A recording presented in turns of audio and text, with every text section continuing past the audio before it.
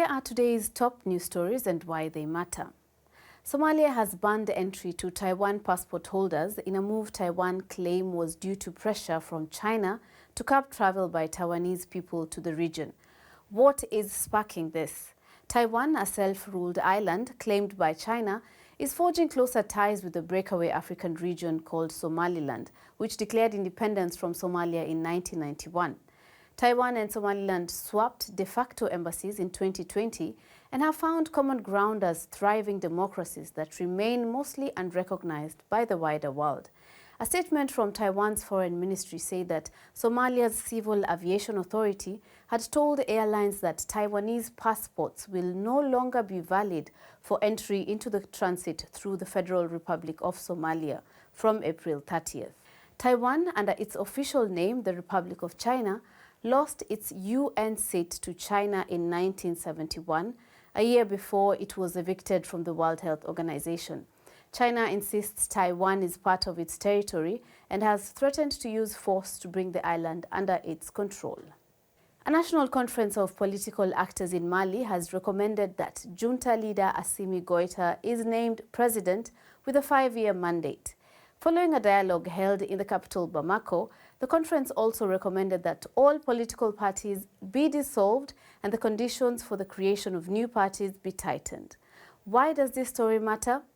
In October 2024, 41-year-old Assimi Goita, who was colonel at the time of the coups that brought him to power, was elevated to the rank of 5-star general. He has served in an interim role as president of the transition of Mali since 2021. The military leaders in the Sahel country had originally committed to holding elections in February 2022, a timeline that has been pushed back several times. They have vowed to fight insecurity in the West African country, where jihadist groups allied to Islamic State and Al-Qaeda have operated for more than a decade after spinning out from a Tuareg rebellion in the north. The landlocked countries of Mali, Burkina Faso and Niger have endorsed an initiative by Morocco to give them access to the Atlantic Ocean.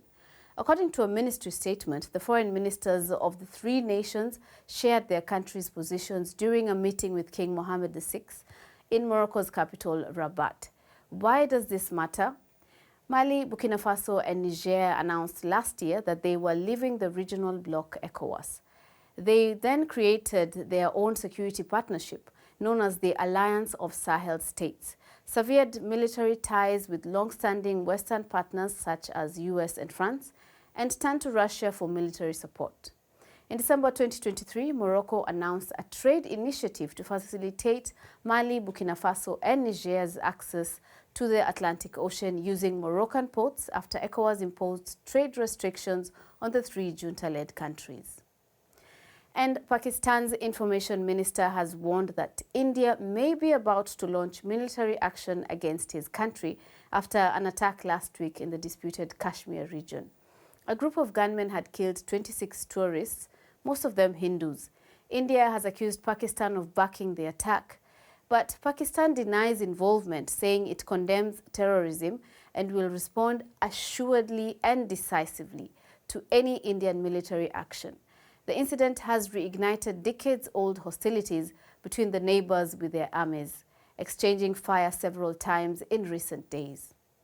And that's all we have time for today. Don't forget to subscribe to our channel, DW Africa, like, share, and comment on the stories as well. I am Eunice Wanjiro.